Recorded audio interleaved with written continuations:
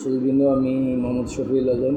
আমি কোনো পেশাদার গায়ক না, আমি জাস্ট এমনি মন ফুল রাখার জন্য গান গাওয়ার চেষ্টা করি। আর আমার গান হয়তো আপনি ভালো নাও লাগতে পারে, কারণ আমি তো সুর দিয়ে ছন্দ মিলিয়ে গান করতে পারি না।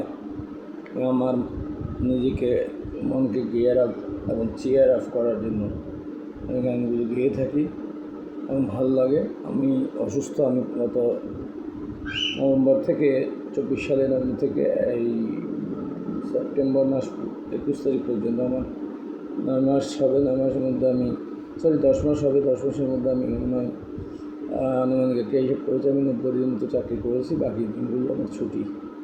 এখনও যে ছুটিতে আছে ওই ছুটিও হিসাব করে ফেলেছি। আমি পায়ে গ্যাংগ্রিন হয়েছে, এখন তো শুকাচ্ছে না, ড্রেসিং করছি, ওষুধ দিচ্ছি। কিডনি প্রথম পর্যায়ে আসছে, মানে ডায়ালিসিসের। ওগুলো আমি ফাইনালি আবার চেক করব, করে আমি একটা ফিটনেস সার্টিফিকেট নিয়ে তারপর চাকরিতে জয়েন করে ফেলবো। আল্লাহ যা করেন, আমার কপালে যা লিখে আছে তাই হবে। আমি চাকরিতে জয়েন করবো, আমার সুবিধা অসুবিধা আমার কর্তৃপক্ষ দেখবেন। আমি কর্তৃপক্ষের কাছে কৃতজ্ঞ। মেডিকেলে ভর্তি হয়েছিলাম প্রথমে, তখনও আমার ম্যানেজার সাহেব আসছিলেন, অফিসাররা আসছিলেন, কলেজে আসছিলেন, আমার জিএমডি জিন স্যার জানেন। আচ্ছা, আমি এখন নসিহতার সেই বিখ্যাত একটি গান গাওয়ার চেষ্টা করছি। আপনাদের সহযোগিতা পেলে আমি গাইব, অনুমতি পেলে গাইব। ছেলে আমার মস্ত মানুষ, মস্ত অফিসার। ছেলে আমার মস্ত মানুষ, মস্ত অফিসার।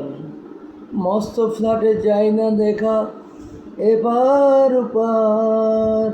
মস্ত ফ্ল্যাটে যাই না দেখা এপার ওপার। ছেলে আমার মস্ত মানুষ, মস্ত অফিসার। মস্ত ফ্ল্যাটে যাই না দেখা এপার ওপার। নানা রকম জিনিস আর আসবাব দামি দামি, সবচেয়ে কম দামি ছিলাম একমাত্র আমি। ছেলে আমার, আমার প্রতি অগাধ সম্ভ্রম, আমার ঠিকানা তাই বৃদ্ধাশ্রম। আমার ব্যবহারের সেই আলমারি আর আয়না, ওসব নাকি বেশ পুরনো, ফ্ল্যাটে রাখা যায় না। আমার ব্যবহারের এই সেই আলমারি আর আয়না, ওসব নাকি বেশ পুরনো, ফ্ল্যাটে রাখা যায় না। আমার ব্যবহারের ওই আলমারি আর আয়না, ওসব নাকি বেশ পুরনো, ফ্ল্যাটে রাখা যায় না। ওর বাবার ছবি গড়ি ছড়ি বিদায় হলো তাড়াতাড়ি।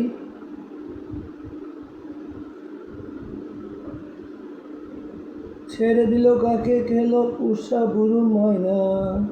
স্বামী স্ত্রী আর অ্যালসেসিয়ান, জায়গা বড়ই কম, আমারই ঠিকানা তাই বৃদ্ধাশ্রম। নিজের হাতে ভাত খেতে পারতো না গো খোকা, নিজের হাতে ভাত খেত না গো খোকা। বলতাম আমি না থাকলে রে কি করবি রে বোকা।